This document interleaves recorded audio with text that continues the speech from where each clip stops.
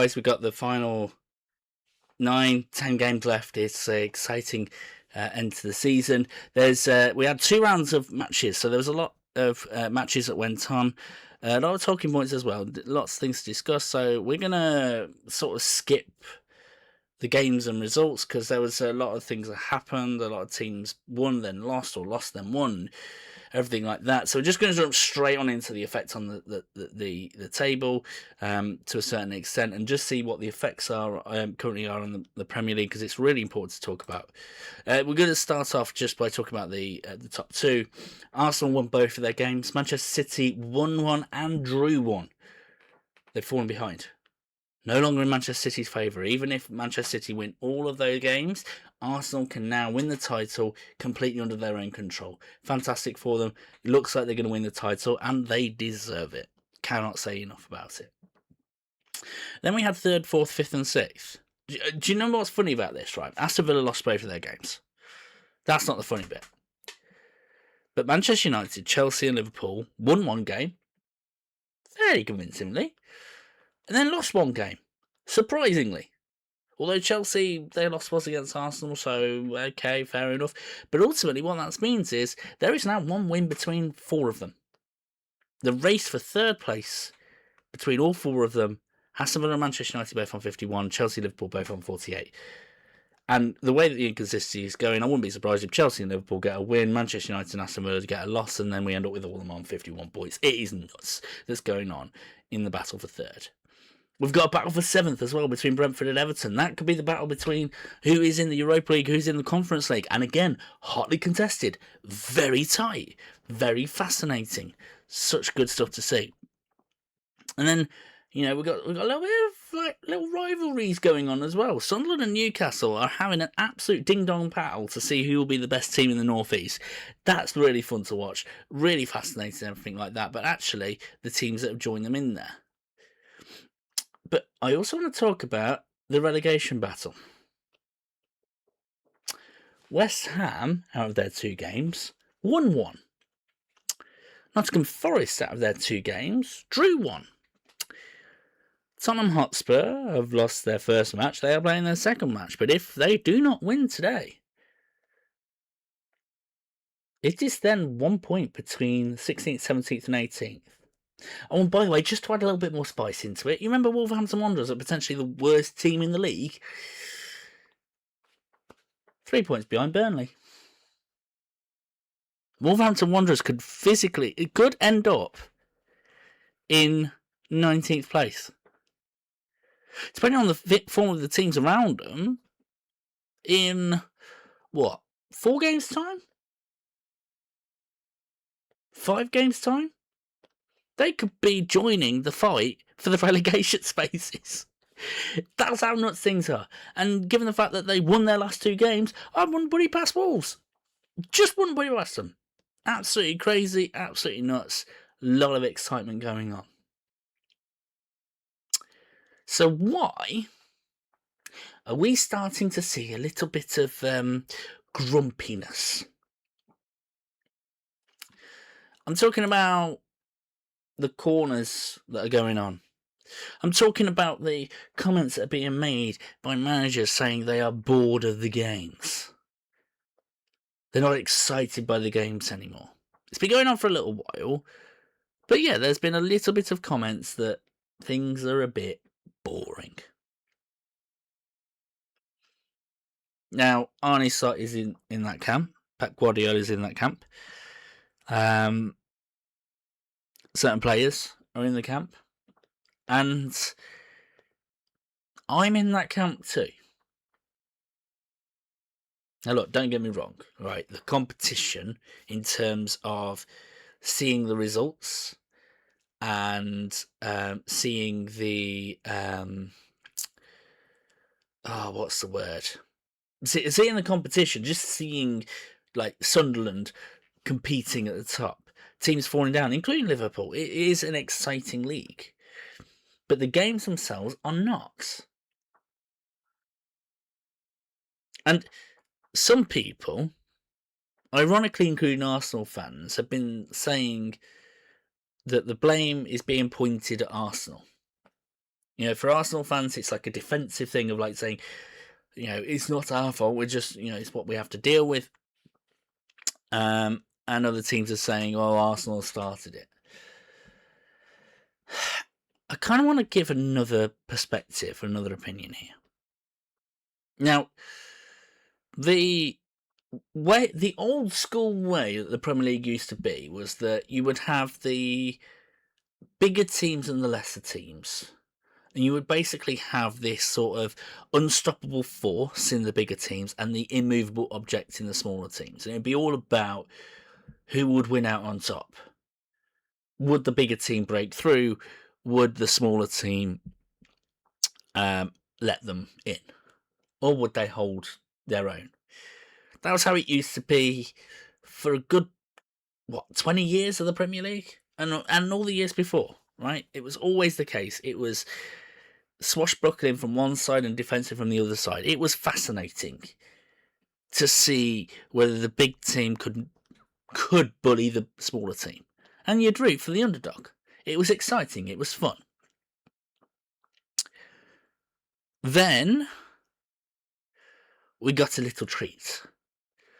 That when Jurgen Klopp and Pep Guardiola came to town, we had a couple of teams that were both the unstoppable force to everybody else. And so what that meant was that when Liverpool and Manchester City played against each other, you had the unstoppable force versus the unstoppable force.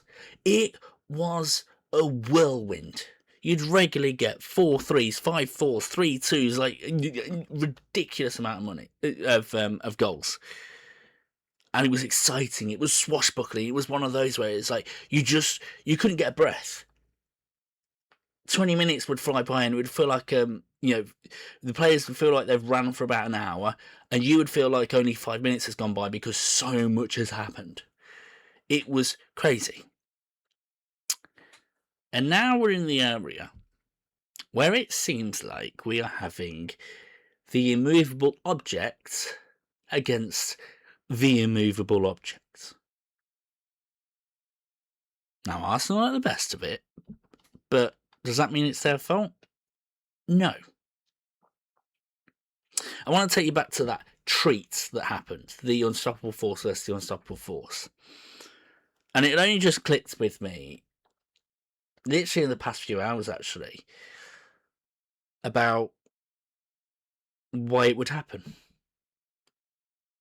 You see, how it would happen is, whether it be Manchester City or whether it be Liverpool, right, one of them would have the ball, right, passing it around, and then the other team would snatch the ball off them, get their bodies in, just, a little bit of argy-bargy, bump them off the ball and grab, it was fair, right? Grab the ball and then do a massive counter-attack that no one expected. So, you were like, oh, okay, and then it's gone, right? What are we seeing nowadays?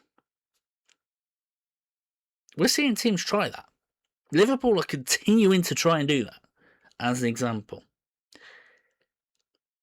And they get blamed for a foul. And 50% of the time, they're not fouls. They're just a little bit aggressive, pushing someone off the ball, which is fair in the game.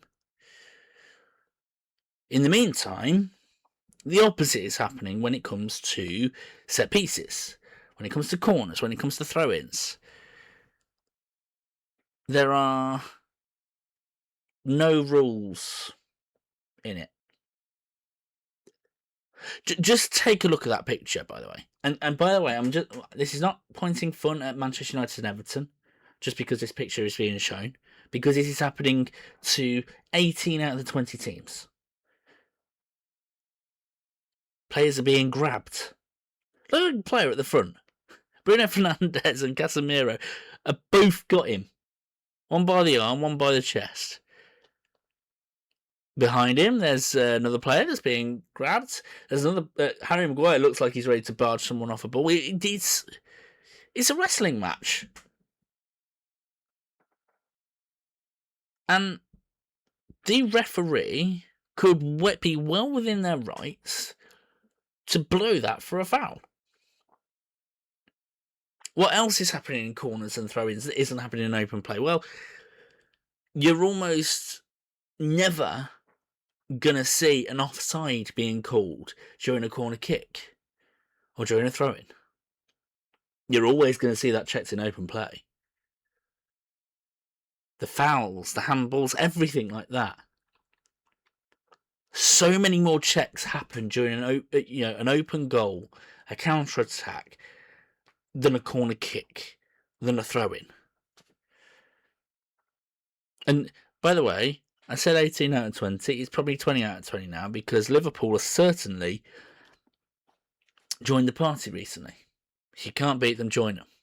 And I'm not saying this in terms of moral high ground. This is just the way in which things are, the way in which the game is being governed, which I do not think is correct. Now, one thing I do think that's a positive for the future is that the way that offsides are now being done is going to make it easier for it to be judged by the eye. That they're not going to do it by a millimetre, that a player has to be properly in front of another player for offside to be called. That when it comes to just other things, time wasting, things like that, it's going to be sorted out a bit better. If I was in charge of the refereeing organisation, I'd be looking at a way to try and encourage more open play excitement. And there, by the way, there is some excitement in corner kick. I'm not saying that set pieces are the devil's work or anything like that. You know, there is still excitement that can be pulled from it. But when it's the only way that you really see goals happen, there's a problem. And it needs addressing. And like I say, this is not the fault of any team, of any player. It's not even the fault of any referee. It is the fault of the rules that it's just made it so that this is the loophole to get goals. Nothing wrong with the teams behind it. Anyways, there is also excitement happening elsewhere, and this is excitement that's happening way outside of the Premier League. We're going to start talking about it, which is the Championship. Now, for those of you guys that were around for the FA Cup thing, the Championship is the second tier of English football, which means, depending on where you finish, you could be dining at the Premier League in the next season. I mean, it's really hotting up. We have got, just over 10 games left to play. And it is very exciting. Very, very exciting. Let's talk about it. We're not going to focus too much on the relegation, although there is stuff that needs talking about. You'll see a lot more minus points that happen in championships and everything like that, because teams will have less money, and if a team ends up so much in debt that an administrator has to get involved and take over the club on behalf of the owner, the team gets deducted points, and that's what's happened to Sheffield Wednesday. You know, relegations and everything like that. It's kind of sad. This is kind of like I'd say like the bottom tier of the wealthy clubs, let's say, before it starts going into sort of like I wouldn't say semi-professional, but it's certainly on the lower wage structure, right? But let's look near the top, because this is where things matter. And you can sort of see that there's like thicker lines that are going on in between second and third, in between 6th and 7th. There's a reason for that, because that is the promotion levels. The way in which it currently works is that the top two are guaranteed to play in the Premier League at the end of the season.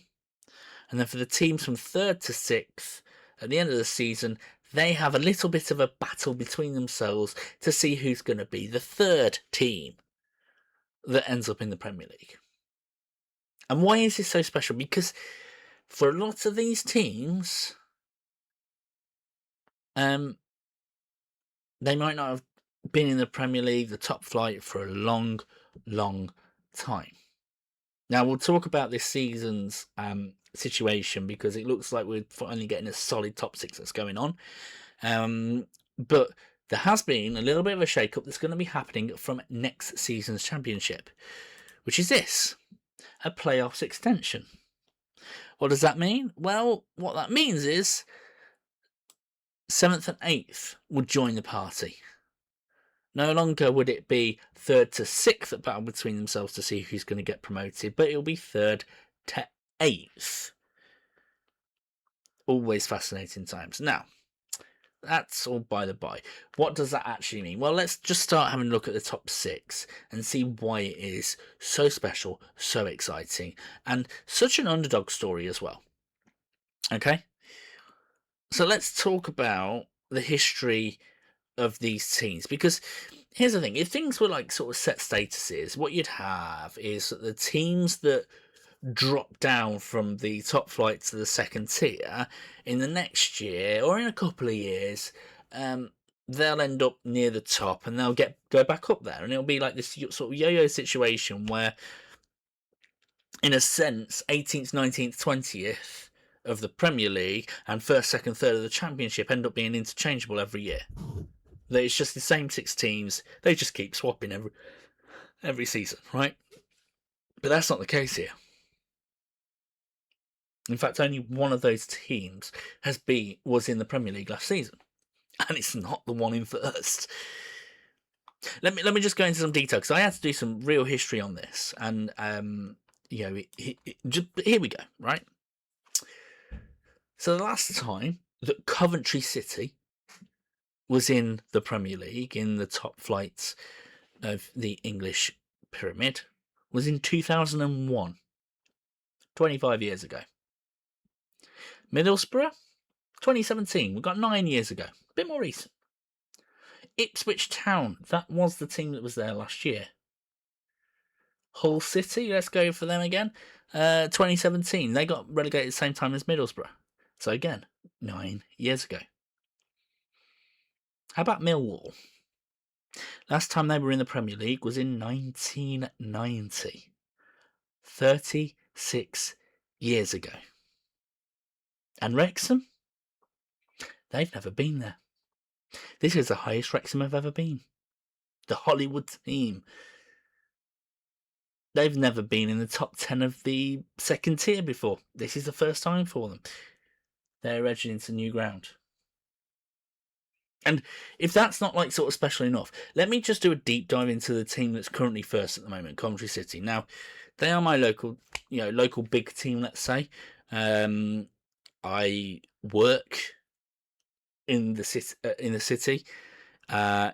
Whenever Coventry City have wins and promotions and everything like that, the city celebrates like it's a millennium, to be quite honest. But let's just take a look at Coventry City's history. Now, their level is that in the second area. So, if it's 4, it's the current League 2, the 4th tier. 3 is the 3rd tier, League 1. 2 is the Championship, 2nd tier. 1st is the Premier League. And you can see they've got 4, a few 3s, 2s, 1. They were in the Premier League. They were in the Premier League for quite a while. Still in the Premier League for quite a while. Up to the 1994, 5, 6 season. Said 2001, that was when they got relegated. They were then in the 2nd tier for a few years. 2nd tier. 3rd tier in 2012-2013. 4th tier in 2017-2018. 3rd tier, 2nd tier, and here we are, where they potentially could be in the Premier League after so many years out. And we're not just talking about that history of the 4-3-2 and everything like that. I was talking about teams that end up in administration, that end up losing points, get deducted points because they're constantly in debts. Coventry City were in that situation. When they were in the 3rd tier, it looked like we weren't going to see Coventry City anymore. In fact, it was kind of a good thing when they got relegated because of the things that they got to celebrate along the way. And slowly but surely, they have been climbing to the point where, after 25 years out, Coventry City could be back, enjoying the money, the celebrations. It ends up being a boost for them like nothing else. I mentioned that for an FA Cup third round for for one of the really, really small teams, it's almost like their FA Cup final. This is the equivalent of Coventry City's FA Cup final.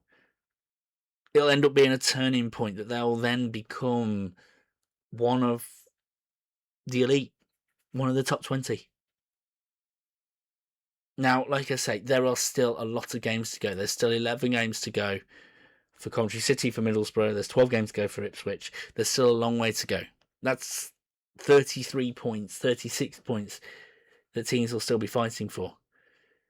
But you can see how big this is for people. How big this is for teams. And for a team like Wrexham, a team that used to dream of nights like this. By the way, they did play in Europe because of them being in Wales, that they won the Welsh Cup, but Wrexham have never been in this position before. Have the chance to do something they have never done before. Hull City, once again, like Coventry City, they dropped. They dropped off a cliff. They were nowhere.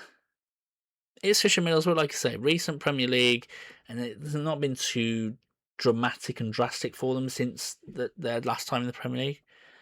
But Millwall, for 30 odd years, they were that annoying Championship team. You want to talk about an old school team? Millwall are still an old school team. They are going to be hilarious fun to watch. This is the beauty of the Championship. The Championship ends up being exciting on a whole new level. Doesn't get refereed as much because there's no VAR, so there ends up being more exciting matches, but it's not just about winning it. If you end up being one of this little batch of teams that's amongst the top 6, you could be with the elites in the following season. So one of the beauties of English football is the way that the pyramid structure works. And we are in a very fascinating situation in terms of the Championship.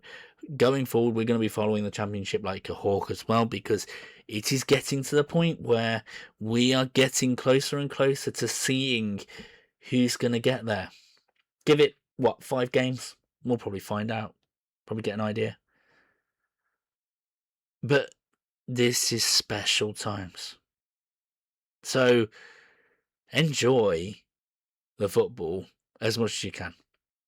If you're like me and you're just enjoying the results and the storylines that are being based off it, whether it becomes a champion, whether it's about the Championship, whether it's about the Premier League, then fantastic. If you are somehow enjoying the matches as well, good on you.